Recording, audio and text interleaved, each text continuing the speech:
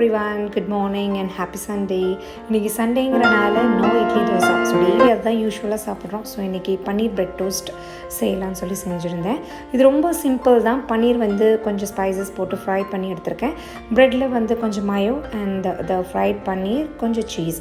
So இந்த recipe என்னால் video எடுக்க முடியல. வேணும்னா சொல்லுங்கள், நான் இதை கண்டிப்பாக ஷேர் பண்ணுறேன். சண்டேங்கிறனால இன்றைக்கி லன்ச் வந்து நான்வெஜ் தான். ஸோ மீன் தான் அப்பா வாங்கிட்டு வந்திருந்தார். லாஸ்ட் நைட்டே அப்பா சொல்லியிருந்தாரு நான் வைகை டேமில் போய் மீன் வாங்கிட்டு வரேன்னு. வைகை டேம் வந்து இங்கே பெரியகுளத்துலேருந்து ரொம்பவே பக்கம் தான், ஒரு 10 நிமிஷம் தான் ஆகும். பட் இயர்லியராக போகணும் மீன் வாங்கணும்னா. அங்கே டேமில் வந்து மீன் எப்போ பிடிப்பாங்கன்னா ஒரு நைட்டு வந்து 2:30, 3 o'clock போல் மீன் பிடிச்சிருப்பாங்க. நம்ம இயர்லியராக போனோம்னா நம்மளுக்கு ஃப்ரெஷ்ஷாக உயிரோட மீன் கிடைக்கும். ஸோ அதனால் அப்பா காலையிலேயே ஒரு 5:30க்கே கிளம்பிட்டார். இந்த மீன் வந்து கிட்டத்தட்ட ஒரு 4 கிலோ இருக்கும். ஸோ ஃப்ரைஸ்க்கு நான் தனியாக பீசஸ் எடுத்து வச்சுட்டேன். இது வந்து குழம்புக்கு தலை ஒரு 1-2 பீசஸ் மட்டும் எடுத்து வாஷ் பண்ணி எடுத்து வச்சாச்சு. மோஸ்ட்லி பெரியகுளம் வந்து நாங்கள் இந்த மீன் மட்டும்தான் நான் சாப்பிடுவேன். சென்னையில் ஃபுல் கடல் மீன் தான். இங்கே வந்து வேறு கட்டில் அதெல்லாம் கொஞ்சம் குளத்து வாடை அடிக்கும். அண்ட் கடல் மீன் கிடைக்கும், பட் அது வந்து அவ்வளோவா ஃப்ரெஷ்ஷாக இருக்காது. ஸோ இந்த மீன் மட்டும்தான் நல்லா ஃப்ரெஷ்ஷாக நமக்கு உயிரோடு கிடைக்குங்கிறனால இந்த மீன் மட்டும்தான் ப்ரிஃபர் பண்ணுவோம். இது வந்து ஜிலேபின்னு சொல்லுவாங்க. நல்ல பெரிய மீன். ஜிலேபிலேயே சின்ன சைஸஸ்லாம் எங்கள் ஊரில் கிடைக்கும். வைகை டேமுக்கு போனோன்னா இந்த மாதிரி நல்ல பெரிய மீன் கிடைக்கும். 2 கிலோ 3 கிலோங்கிற சைஸில் தான் கிடைக்கும். ஸோ இது எல்லாமே நான் ஃப்ரைஸுக்கு தான். சிம்பிள் மசாலா, நல்ல 2 to 3 டீஸ்பூன் அளவுக்கு ரெட் சில்லி பவுடர், தேவையான அளவு உப்பு, 2-3 டீஸ்பூன் அளவுக்கு குழம்பு மிளகா பொடி, கொஞ்சம் தண்ணி தெளிச்சுக்கிட்டேன். ஒரு பழம் அளவுக்கு எலுமிச்சம்பழம் சாறு சேர்த்துருக்கேன். அவ்வளோதான். இது நல்லா ஃபுல்லாக மசாலாலாம் தடவி நான் ஃப்ரிட்ஜில் வச்சுட்டேன். ஒரு 1/2 hour இருந்ததுக்கப்புறம் நம்ம ஃப்ரை பண்ணிடலாம். இப்போ குழம்பு தான் செய்ய போகிறேன். கடாயில் நல்லா நல்லெண்ணெய் சேர்த்துட்டு 1 டீஸ்பூன் கடுகு, 1/2 டீஸ்பூன் அளவுக்கு வெந்தயம் சேர்த்துட்டேன். கை நிறைய அளவுக்கு சின்ன வெங்காயம் எடுத்திருக்கேன். சின்ன வெங்காயம் வந்து நம்ம முழுசாக சேர்த்தாலும் நல்லாயிருக்கும், இல்லைனா ஹாஃபாக கட் பண்ணியும் சேர்த்துக்கலாம்.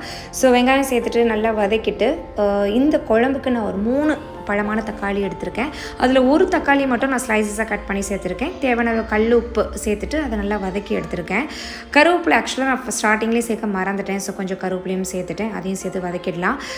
2 தக்காளி பழம் இருந்தது இல்லையா, அதை நான் வந்து மிக்ஸி ஜாரில் இந்த மாதிரி நல்லா நைஸாக அரைச்சி எடுத்துட்டேன். இந்த மாதிரி நம்ம தக்காளியை அரைச்சி சேர்க்குறனால குழம்போட கன்சிஸ்டன்சி வந்து கொஞ்சம் கிரேவி மாதிரி கிடைக்கும். நம்ம தேங்காயெலாம் சேர்க்காம குழம்பு செய்யணுன்னா இந்த மாதிரி தக்காளி அரைச்சி ஊற்றினா நம்மளுக்கு கொஞ்சம் கெட்டியாக கிரேவி கன்சிஸ்டன்சியில் கிடைக்கும். மசாலாஸில் வந்து 1/4 டீஸ்பூன் மஞ்சள் தூள், 2 டேபிள் ஸ்பூன் அளவுக்கு red chilli powder, 3 table spoon அளவுக்கு குழம்பு மிளகா பொடி. ஸோ அந்த குழம்பு மிளகா பொடி தான் நான் மெயினே. ஸோ அது சேர்க்கறதுனால அந்த குழம்பு கன்சிஸ்டன்சி நல்லா திக்காக கிடைக்கும். அதுக்கப்புறம் நான் 1 எலுமிச்சம்பழம் அளவுக்கு புளி தண்ணியில் ஊற வச்சுருந்தேன். அது நல்ல 1 கப் அளவுக்கு நான் கரைச்சி வச்சுருந்தது, அதையும் சேர்த்துட்டு 1 கப் அளவுக்கு எக்ஸ்ட்ரா தண்ணி சேர்த்துட்டு நல்லா குழம்பு கொதிச்சதுக்கப்புறம் நம்ம எடுத்து வச்சுருக்க இந்த மீனோட தலை, பீசஸ், வால் எதெல்லாம் இருக்குதோ அதெல்லாம் சேர்த்துட்டு ஒரு நல்ல 10 நிமிஷம் ஸ்லோ ஃப்ளேமில் வெந்து வரட்டும். ஸோ இப்போ பார்த்தோன்னா மீன் பீசஸ் எல்லாமே நல்லா வெந்து வந்துருச்சு. உதிராமையும் இருக்கு இல்லையா. ஸோ இதுதான் கரெக்டான பக்குவம். ஸோ இன்னும் ஒரு 2 நிமிஷம் மட்டும் விட்டுட்டு அதுக்கப்புறம் நம்ம ஃப்ளேம் ஆஃப் பண்ணிடலாம். அவ்வளோதான், நம்மளோட மீன் குழம்பு ரெடி ஆயிடுச்சு. இந்த மெத்தட் தான் எங்கள் ஊர் சைடில் மோஸ்ட்லி எல்லோரும் ஃபாலோ பண்ணுவாங்க. இல்லைனா வெங்காயம் தக்காளி நான் சேர்த்த எல்லா ஸ்பைசஸும் சேர்த்துட்டு வதக்கிட்டு அரைச்சி ஊற்றி வைப்பாங்க, தேங்காய் சேர்க்காமல். ஒரு சிலர் தேங்காய் சேர்த்து பண்ணுவாங்க. எங்கள் வீட்டில் எங்கள் அம்மா மீன் குழம்புக்கு தேங்காய் மோஸ்ட்லி சேர்க்கவே மாட்டாங்க. இப்போ ஆள் வந்து ஜாஸ்தி இருக்கும் அப்படின்னா மட்டும்தான் தேங்காய் சேர்த்துப்பாங்க. இல்லைனா இது மட்டும்தான். எங்கள் அம்மா வந்து மீன் குழம்பு சாப்பிட மாட்டாங்க. எங்கள் அப்பா, நான், பசங்க மட்டும்தான். ஸோ அப்படிங்கிறதுனால தான் நாங்கள் தேங்காய் சேர்க்காமல் செஞ்சுருக்கோம். ஸோ ஒரு பக்கம் ரசம், ரைஸ் எல்லாம் ரெடி ஆயிடுச்சு. ஃபிஷ்ஷும் ஃப்ரை பண்ணியாச்சு. இன்றைக்கி லன்ச் வந்து white rice, fish fry and மீன் குழம்பு. ஸோ சூப்பரான ஒரு லன்ச் முடிச்சாச்சு. என்ன தான் சென்னையில் எத்தனை வெரைட்டி ஆஃப் ஃபிஷ்ஷஸ் இருந்தாலும் நம்ம ஊர் மீனில் நம்ம ஊர் ஸ்டைலில் குழம்பு வச்சு ஃப்ரை பண்ணி சாப்பிட்றதே ஒரு தனி டேஸ்ட் இல்லையா. ஸோ லஞ்செல்லாம் முடிச்சுட்டு எல்லோரும் கிளம்பி நாங்கள் இங்கே எங்கள் அத்தை மாமா வீட்டுக்கு வந்துட்டோம். சில்வார்வட்டி வந்தாச்சு. ஸோ இதுதான் வீட்டோட என்ட்ரன்ஸ். 2 பக்கமுமே நல்லா அடர்த்தியாக புங்க மரம் இருக்கும். ஸோ நல்ல நிழல் கொடுக்கும். ஃபஸ்ட்டு வந்து நிறைய செடிகள் வச்சுருந்தாங்க.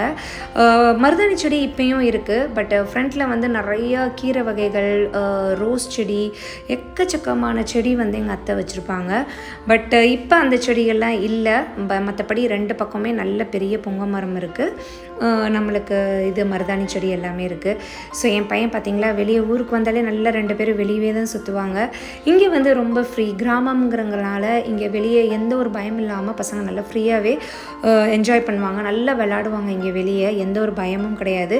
இங்கே ஊரே ஃபுல்லாக தெரிஞ்சவங்க தான். ஸோ எங்கே போனாலும் பிரச்சனையே கிடையாது. ஸோ அந்தளவுக்கு இங்கே ஃப்ரெண்ட்ஸ் சர்க்கிளும் இருப்பாங்க, நல்லா ஜாலியாக விளையாடுவாங்க. எங்கள் அண்ணி பொண்ணு ஸ்ரீயும் ஊர்லேருந்து வந்திருந்தா. தர்ஷினி மட்டும் வரல, காலேஜ் இருக்கிறனால சென்னையில் தான் இருக்கா. ஸோ எங்கள் மாமா இப்போ அவங்க பேரன் பேத்திங்களோட ஃபுல்லாக டைம் ஸ்பெண்ட் பண்ணிகிட்டு இருந்தார். பசங்களும் அவங்க ஸ்கூலில் நடந்தது, லீவில் என்னென்ன பண்ணோங்கிறத அவங்க தாத்தாட்ட ஷேர் பண்ணிகிட்டு இருந்தாங்க.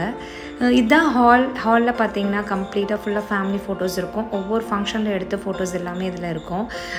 இது வந்து எங்கள் மாமா அத்தையோட ஃபோட்டோ, எங்கள் என்கேஜ்மெண்ட் டயத்தில் எடுத்த ஃபோட்டோ அது.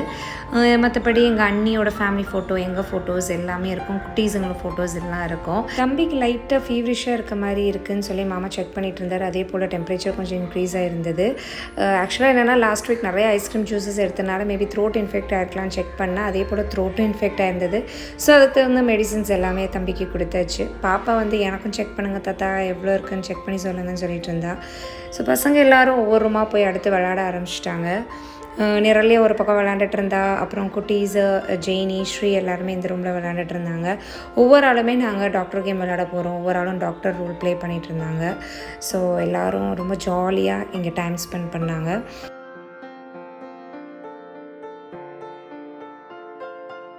நிரலியாவை பார்த்தாலே தெரியும், பயங்கர பொறுப்பாக இருப்பாள். எடுத்த பொருளை எடுத்த இடத்துல வச்சுருவா.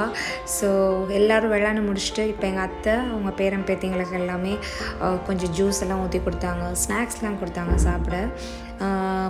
தம்பிக்கு வந்து ஆக்சுவலாக நான் கொடுக்க வேணான்னு சொல்லியிருந்தேன். ஸோ அவன் கொஞ்சம் நேரம் கழித்து பொறுமையாக இருந்தான். அப்புறம் கொஞ்சம் நேரம் கழித்து அழுக ஆரம்பிச்சிட்டான். அப்புறம் எங்கள் அத்தை இல்லை இருக்கட்டும், அவனுக்கு கொஞ்சம் கொடுப்போம், எல்லோரும் குடிக்கிறப்ப அழுவான் இல்லையா அப்படின்னு.